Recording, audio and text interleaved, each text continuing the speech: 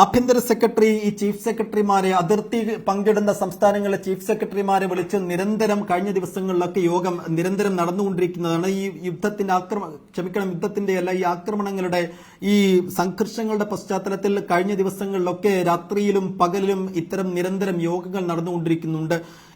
പക്ഷേ ഇന്ന് ഈ രാത്രിയിൽ ഈ സീസ് ഫയർ ഡീൽ നിലവിൽ വന്നതിന് ശേഷം അങ്ങനെ ഒരു യോഗം വേണ്ട എന്ന് തീരുമാനിച്ചതാണ്. അന്ന് അങ്ങനെയുള്ള പല ഹൈ ലെവൽ മീറ്റിംഗുകളും ഇന്ന് രാത്രി അവസാനിപ്പിച്ചതാണ്, അല്ലെങ്കിൽ വേണ്ട എന്ന് വെച്ചിരുന്നതാണ്. പ്രത്യേകിച്ചും ഒരു വെടിനിർത്തൽ കരാർ നിലവിൽ വന്നതല്ലേ, ഇനി അത്തരത്തിലുള്ള ആവശ്യങ്ങളില്ലല്ലോ എന്ന രീതിയിൽ ഒരുപക്ഷെ പല പ്രിക്കോഷൻസ് മെഷേഴ്സിൽ നിന്ന് പോലും പിൻവാങ്ങിയതാണ് പല ഡിപ്പാർട്ട്മെന്റുകളും. പക്ഷേ ഒരു 8:30 മണിയോടുകൂടി സീസ് ഫയർ വയലേറ്റ് ചെയ്യുന്ന ഒരു നടപടി പാകിസ്ഥാന്റെ ഭാഗത്തുനിന്ന് ഉണ്ടായി എന്ന വിവരം പുറത്തു വന്നതോടുകൂടി ഇത്തരം മീറ്റിംഗുകളൊക്കെ വീണ്ടും പുനഃസ്ഥാപിക്കേണ്ടി വരുന്നു. ഈ പ്രിക്കോഷണറി മെഷേഴ്സ് ഒക്കെ വീണ്ടും നേരത്തെയുള്ള ഒരു അവസ്ഥയിലേക്ക് പോകേണ്ടി വരുന്നു. അങ്ങനെ കഴിഞ്ഞ രാത്രിയിലൊക്കെ എങ്ങനെയായിരുന്നു രാജ്യം ഉണ്ടായിരുന്നത്, രാജ്യത്തിന്റെ പ്രതിരോധ സംവിധാനങ്ങൾ, രാജ്യത്തിന്റെ വ്യോമ പ്രതിരോധ സംവിധാനങ്ങളും മറ്റുള്ള പ്രിക്കോഷണറി മെഷേഴ്സ് ഒക്കെ ഏത് രീതിയിലാണ് ഉണ്ടായിരുന്നത്, അതൊക്കെ നിമിഷങ്ങൾ കൊണ്ട് ഫുള്ളി ഓൺ ആവുന്നു, പഴയ രീതിയിലേക്ക് മാറുന്നു. അങ്ങനെ രാജ്യം വീണ്ടും ഏത് തരത്തിലുള്ള ആക്രമണങ്ങളെയും ഏത് തരത്തിലുള്ള പ്രകോപനങ്ങളെയും ചെറുക്കാൻ പ്രാപ്തമായ രീതിയിലേക്ക് പോകുന്നതാണ് നമ്മൾ പിന്നീട് കാണുന്നത്. അതെല്ലാം തിരിച്ചെടുത്തതിനു ശേഷമാണ് വിക്രം മിശ്രി മാധ്യമങ്ങളെ കണ്ടതും രാജ്യത്തെ അഭിസംബോധന ചെയ്തതും ഇതാ പാകിസ്ഥാൻ ഇത് വയലേറ്റ് ചെയ്തിരിക്കുന്നു, വെടിനിർത്തൽ വയലേറ്റ് ചെയ്തിരിക്കുന്നു, അത് അങ്ങേയറ്റം നിന്ദ്യവും ഹീനവുമാണ്. അതുകൊണ്ട് ഏത് തരത്തിലുള്ള പ്രകോപനങ്ങളെയും ചെറുക്കാൻ, നേരിടാൻ, തകർക്കാൻ ഇന്ത്യ റെഡിയാണ്, സജ്ജമാണ്. സൈന്യത്തിന് എല്ലാ അർത്ഥത്തിലുള്ള സ്വാതന്ത്ര്യം നൽകിയിരിക്കുന്നു എന്നുള്ള പ്രഖ്യാപനം അത് പാകിസ്ഥാനുള്ള ഒരു മുന്നറിയിപ്പും കൂടിയായിരുന്നു. എന്തായാലും ഇനിയിപ്പോൾ പാകിസ്ഥാന്റെ ഭാഗത്തുനിന്നുള്ള വിശദീകരണം വരണം. ഈ സീസ് ഫയർ വയലേഷൻ അവർ ഓൺ ചെയ്യുന്നുണ്ടോ അതോ ഡിസോൺ ചെയ്യുകയാണോ, അത് ഭരണകൂടം അറിഞ്ഞിട്ടാണോ ആർമി അറിഞ്ഞിട്ടാണോ, അത് ഈ രണ്ട് സംവിധാനങ്ങളും അറിയാത്ത ഒരു ആക്രമണമാണ് നടന്നതെങ്കിൽ കൂടിയും അതിന്റെ ഉത്തരവാദിത്വവും ബാധ്യതയും സ്വാഭാവികമായും പാകിസ്ഥാൻ ഭരണകൂടത്തിനുള്ളതാണ്. കാരണം ആ ഡ്രോണുകളും ആക്രമണങ്ങളും നടന്നത് പാക് സോയിലിൽ നിന്നാണ്.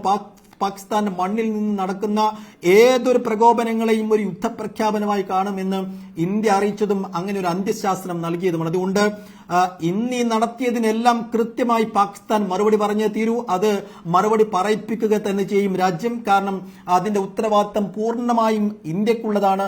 നാളെ ഉച്ചയ്ക്ക് മുമ്പ്, നാളെ രാവിലെ സ്വാഭാവികമായും കരസേനയുടെയും വ്യോമസേനയുടെയും നാവികസേനയുടെയും പ്രതിനിധിമാർ, ഇന്നിപ്പോൾ നമ്മൾ കണ്ടതുപോലെ സോഫിയ ഖുറേഷിയും വ്യോമിക സിംഗും രഘു ആർ നായരും ഒരു വാർത്താ സമ്മേളനം ഏറ്റവും ഒടുവിലായി 6:45 നടത്തി. എല്ലാ ദിവസവും രാവിലെ ഒന്നുകിൽ അവർ തന്നെയാണ് വാർത്താ സമ്മേളനം നടത്താറുള്ളത്. ആ പതിവ് വാർത്താ സമ്മേളനം നാളെ രാവിലെ നിർബന്ധമായും ഉണ്ടാകും.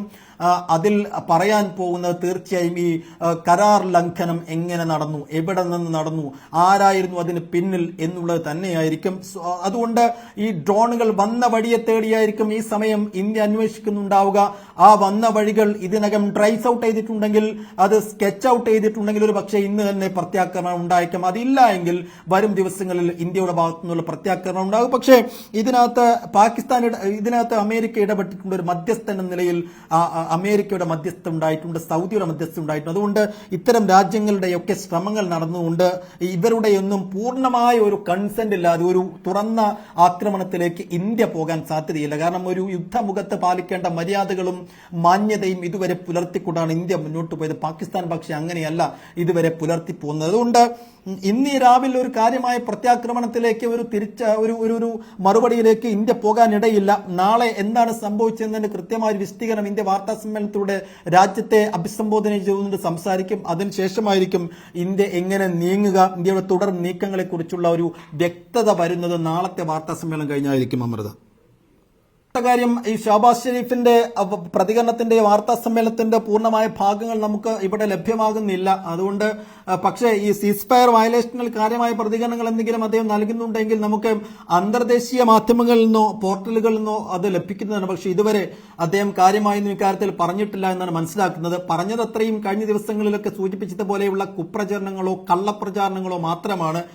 അത് വസ്തുതകളുടെ പിൻബലമില്ലാത്ത വ്യാജ പ്രചാരണങ്ങളാണെന്ന് കാണിച്ചുകൊണ്ട് അത് നേരത്തെ തന്നെ രാജ്യം തള്ളിയതുമാണ്. ഇന്നിപ്പോൾ 6:45 നടന്ന വാർത്താ സമ്മേളനത്തിൽ സോഫിയ ഖുറേഷി അടക്കം ഇന്ന് പാകിസ്ഥാൻ നടത്തിയ ഏറ്റവും പ്രധാനപ്പെട്ട ഒരു കള്ളപ്രചാരണം ഈ മതകേന്ദ്രങ്ങൾ ഇന്ത്യ ആക്രമിച്ചു എന്നുള്ളതാണ്. പക്ഷെ അതിനുള്ള തെളിവുകൾ എവിടെ, അതിനുള്ള വിഷ്വൽ എവിഡൻസ് ഉണ്ടോ, അതിന് വസ്തുതകളുടെ പിൻബലമുണ്ടോ എന്ന് ചോദിച്ചുകൊണ്ട് അതെല്ലാം ഇന്ത്യ തള്ളിയതും നിരാകരിച്ചതുമാണ്. അപ്പോ സോഫാർ ഷഹബാസ് ഷെരീഫ് നടത്തിയത് അത്രയും കഴിഞ്ഞ ദിവസങ്ങളിലൊക്കെ അവരുടെ പ്രധാനമന്ത്രിയോ വിദേശകാര്യമന്ത്രിയോ ഒക്കെ നടത്തിയതുപോലെയുള്ള തെറ്റായ പ്രചാരണങ്ങളോ കള്ളങ്ങളോ ഒക്കെയാണ്, അതിന്റെ ആവർത്തനം മാത്രമാണ്. പക്ഷേ ഈ സീസ് ഫയർ വയലേഷനിൽ കാര്യമായ എന്തെങ്കിലും അദ്ദേഹം പറഞ്ഞിട്ടില്ല എന്നതാണ് നമുക്ക് മനസ്സിലാക്കുന്നത്. ഇതുവരെ അങ്ങനെയുള്ള വിവരങ്ങളില്ല. ഏറ്റവും പ്രധാനമായി കാണേണ്ടത് ഇതവർ അംഗീകരിക്കുന്നുണ്ടോ, സമ്മതിക്കുന്നുണ്ടോ? ഇങ്ങനെ സീസ് ഫയർ വയലേഷൻ ഭരണകൂടം ഗവൺമെന്റ് അറിഞ്ഞിട്ടാണോ, ഷഹബാസ് ഷെരീഫ് അറിഞ്ഞിട്ടാണോ, അതോ ആർമി അറിഞ്ഞിട്ടാണോ, അതോ ആർമിക്കുള്ളിൽ ഏതെങ്കിലും ഫ്രാക്ഷൻസ് ഉണ്ടോ, ആ ഫ്രാക്ഷൻസ് ഈ സ്ലീപ്പർ സെല്ലുകളുമായി സഹകരിച്ചുകൊണ്ടുള്ള അറ്റാക്കാണോ നടന്നുകൊണ്ടിരിക്കുന്നത് എന്നതൊക്കെ അറിയണം. ഇപ്പോ ഒരു ചെറിയ വിഭാഗം മാത്രമാണ്, ചെറിയ വിഭാഗം ഭീകരവാദ പ്രസ്ഥാനങ്ങളുടെ ആക്രമണമാണെങ്കിൽ അത് ജമ്മു കശ്മീരിൽ മാത്രം ഒതുങ്ങി നിൽക്കേണ്ട ഒന്നാണ്. പക്ഷെ ഇതങ്ങനെയല്ല. ഇതിപ്പോ കഴിഞ്ഞ രാത്രികളിലൊക്കെ തുടർന്നതുപോലെ വ്യത്യസ്തമായ സംസ്ഥാനങ്ങളുടെ അതിർത്തികളിൽ ഈ ആക്രമണം ഇന്നും അതേ രീതിയിൽ ഉണ്ടായി. ജയ്സൽമീറിലുണ്ടായി, പഞ്ചാബിലുണ്ടായി, ഗുജറാത്തിന്റെ വിവിധ ഭാഗങ്ങളുണ്ടായി, കശ്മീരിന്റെ വിവിധ ഭാഗങ്ങളുണ്ടായി. അതുകൊണ്ട് ഒരു വൈഡായ ആക്രമണം തന്നെയാണ് ഇന്നും നടന്നിരിക്കുന്നത്. അതുകൊണ്ട് അതിന്റെ ഉത്തരവാദിത്തം പൂർണ്ണമായും പാകിസ്ഥാൻ അതിന് മറുപടി പറയണം. അതിൽ നിന്ന് ഒഴിഞ്ഞു മാറാൻ പാകിസ്ഥാന് കഴിയില്ല. അതുകൊണ്ട് വരും മണിക്കൂറുകൾ നിർണായകമാണ്, നാളത്തെ പകൽ നിർണായകമാണ്. അമേരിക്കയുടെ പ്രതികരണം, സൗദിയുടെ പ്രതികരണം ഒക്കെ ഇതിനകത്ത് അങ്ങേയറ്റം പ്രധാനമാണ്. കാരണം അമേരിക്കയെ പോലെയുള്ള ഒരു വൻശക്തി രാജ്യം ഇതിനിടയിൽ ഇടപെട്ടൊരു മധ്യസ്ഥ നീക്കത്തിനുള്ള ശ്രമങ്ങൾ നടത്തിയിട്ട് അത് പാകിസ്ഥാനെ പോലെയുള്ള രാജ്യം വയലേറ്റ് ചെയ്യുന്നുണ്ടെങ്കിൽ ട്രംപിന്റെ പ്രതികരണം എന്താണ് എന്ന് ലോകം ഉറ്റുനോക്കുന്നുണ്ട്, ഇന്ത്യ ഉറ്റുനോക്കുന്നുണ്ട്. അപ്പോ ഈ രാത്രിയിൽ ഒരു പക്ഷേ അമേരിക്കയുടെ ഭാഗത്തുനിന്ന് ഒരു പ്രതികരണം വരാനിടയില്ല. പക്ഷേ വരുന്ന പകലിൽ, വരുന്ന മണിക്കൂറുകളിൽ അത് ഉണ്ടാവാനിടയുണ്ട്. മാർക്കസ് റൂബിയോയുടെ പ്രതികരണമെങ്കിലും വരാൻ സാധ്യതയുണ്ട്. സൗദിയുടെ ഭാഗത്തുനിന്നും നമ്മൾ പ്രതികരണം തേടുന്നുണ്ട്. എന്തായാലും ഇതുവരെ ഈ കരാർ വയലേഷനിൽ പാകിസ്ഥാന്റെ ഭാഗത്തുനിന്ന് ഔദ്യോഗിക വിശദീകരണമില്ല. ഈ ബ്ലാക്ക് ഔട്ടുമായി ബന്ധപ്പെട്ട വിവരങ്ങൾ ലഭിക്കുന്നുള്ളൂ. അവിടെ വിവിധ ജില്ലകളിൽ ഏർപ്പെടുത്തിയിരുന്ന ബ്ലാക്ക് ഔട്ട് മുഴുവൻ പിൻവലിച്ചിട്ടുണ്ട്. പോയ ഒരു 1.5 മണിക്കൂറിൽ കാര്യമായ ആക്രമണങ്ങളൊന്നും ജമ്മു കാശ്മീരിന്റെ ഒരു ഭാഗങ്ങളിലും നടന്നിട്ടില്ല. പക്ഷേ നേരത്തെ ബ്ലാക്ക് ഔട്ടിലേക്ക് പോയ പഞ്ചാബിലോ അല്ലെങ്കിൽ രാജസ്ഥാനിലോ അല്ലെങ്കിൽ കച്ചിലോ ഒക്കെ അത് തിരിച്ചെടുത്തിട്ടുണ്ടോ എന്നുള്ള കാര്യത്തിൽ ഒരു വ്യക്തത ഇനിയും വരേണ്ടിയിരിക്കുന്നു. ദേശീയ മാധ്യമങ്ങളോ വാർത്താ ഏജൻസികളോ ഒന്നും അത്തരം വിവരങ്ങൾ നമുക്ക് ലഭ്യമാക്കുന്നില്ല എന്നുള്ളതാണ്.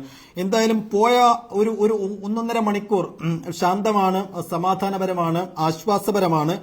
കാര്യമായ ആക്രമണങ്ങളൊന്നും നടന്നിട്ടില്ല. അതുകൊണ്ട് ഒരു ആക്രമണങ്ങളുടെ തുടർച്ച ഉണ്ടാവുകയാണെങ്കിൽ, ഒരു പ്രകോപനങ്ങളുടെ തുടർച്ച ഉണ്ടാവുകയാണെങ്കിൽ സ്വാഭാവികമായും ഇന്ന് രാവിലെ തന്നെ ഒരു റിട്ടാലിയേഷനിലേക്ക് ഇന്ത്യൻ സൈന്യം പോവേണ്ടതായിരുന്നു. വിക്രം മിശ്രി അക്കാര്യത്തിലൊരു മുന്നറിയിപ്പ് നൽകിയതുമാണ്. പൂർണ്ണമായ സ്വാതന്ത്ര്യം സേനയ്ക്ക് നൽകിയിട്ടുണ്ടെന്ന്. അതുകൊണ്ട് ഇപ്പോൾ കാര്യമായ പ്രകോപനങ്ങളൊന്നും ഇല്ല എങ്കിൽ സ്വാഭാവികമായി ഇന്ത്യയുടെ ഭാഗത്തുനിന്ന് തിരിച്ചടികൾ ഉണ്ടാകാൻ ഇടയില്ല. ഉണ്ടായ ഒരു വെടിനിർത്തൽ കരാർ, അത് കരാർ ലംഘനം അതെങ്ങനെ ഉണ്ടായി എന്നുള്ളതിലേക്കൊരു ഇൻവെസ്റ്റിഗേഷൻ മാത്രമാണ് ഇന്ത്യയുടെ ഭാഗത്തുനിന്ന് ഉണ്ടാവാൻ സാധ്യതയുള്ളത്. പക്ഷേ ഇനി രാവിലെ കാര്യമായ പ്രകോപനങ്ങൾ ഉണ്ടാവുകയാണെങ്കിൽ സ്ഥിതി മാറും, സ്ഥിതി കുറെ കൂടി വഷളാകും. അതിന്റെ ഒരു പര്യവസാനം അല്ലെങ്കിൽ അതിന്റെ ഒരു പരിണിതി എന്തായിരിക്കും എന്നുള്ളത് ആശങ്കയോടുകൂടി തന്നെ ഉറ്റുനോക്കുകയേ നിർവാഹമുള്ളൂ. എന്തായാലും ഈ സമയം ഇതുവരെ കഴിഞ്ഞ ഒരു 1.5 മണിക്കൂർ 2 മണിക്കൂറായി കാര്യമായ രീതിയിലുള്ള ഒരു അറ്റാക്കോ ആക്രമണങ്ങളോ ഒന്നും എവിടെ നിന്നും കേൾക്കുന്നില്ല. അമൃത, തീർച്ചയായും നഗ്രോട്ടയിൽ വെടിവെപ്പുണ്ടായി എന്ന് തുടക്കത്തിൽ ANI ഉൾപ്പെടെയുള്ള വാർത്താ ഏജൻസികളൊക്കെ സ്ഥിരീകരിച്ച വാർത്തയും നൽകുന്നു. അതനുസരിച്ചാണ് നമ്മളും വാർത്ത നൽകിയിരുന്നത്. നഗ്രോട്ട ജമ്മു കാശ്മീരിലെ പ്രധാനപ്പെട്ട ഇന്ത്യയുടെ കരസേനയുടെ ബേസുകളിൽ ഒന്നാണ്. അവിടെ ഒരു വെടിയൊച്ചയുടെ ശബ്ദം കേൾക്കുക എന്ന് പറയുമ്പോൾ അത് ഗൗരവതരത്തിലുള്ള ഒന്നാണ്.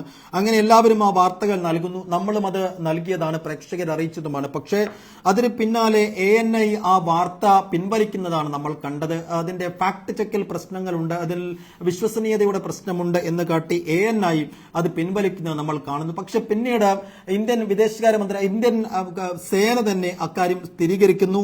പിന്നീട് PTI പോലെയുള്ള വാർത്താ ഏജൻസികൾ അത് ശരിവെക്കുകയും ചെയ്യുന്നു. അപ്പോൾ അവിടെ ഒരു നുഴഞ്ഞുകയറ്റത്തിനുള്ള ശ്രമമാണ് ഉണ്ടായതെന്നാണ് മനസ്സിലാക്കുന്നത്. ഒരു സൈനികന് വെടിയേറ്റു എന്നുള്ള വിവരങ്ങളുണ്ട്. അക്കാര്യത്തിൽ ഇനിയും സ്ഥിരീകരണം വരേണ്ടതുണ്ട്. ഈ നുഴഞ്ഞുകയറ്റത്തിനുള്ള ശ്രമം, ഒപ്പം നുഴഞ്ഞു കയറാൻ ശ്രമിച്ച ഭീകരവാദിയുടെ പക്കൽ ഭീകരവാദി വെടിവെച്ച് വെടിവെച്ചതും ആണ് അവിടെ ഉണ്ടായ സംഭവം എന്നാണ് മനസ്സിലാക്കുന്നത്. അവിടെ ഒരു സൈനികന് വെടിയേറ്റു എന്ന് സ്ഥിരീകരിക്കാത്ത വിവരങ്ങളുണ്ട്. അക്കാര്യത്തിൽ നാളെ മാത്രമേ ഒരു ഔദ്യോഗിക സ്ഥിരീകരണം വരൂ. എന്തായാലും അവിടെ നുഴഞ്ഞു കയറാൻ ശ്രമിച്ച ഭീകരവാദിയോ അല്ലെങ്കിൽ ഭീകരവാദ സംഘങ്ങളെയോ സംഘങ്ങൾക്ക് വേണ്ടിയുള്ള അന്വേഷണം നിലവിൽ നടക്കുകയും ചെയ്യുന്നുണ്ട്. അമൃത.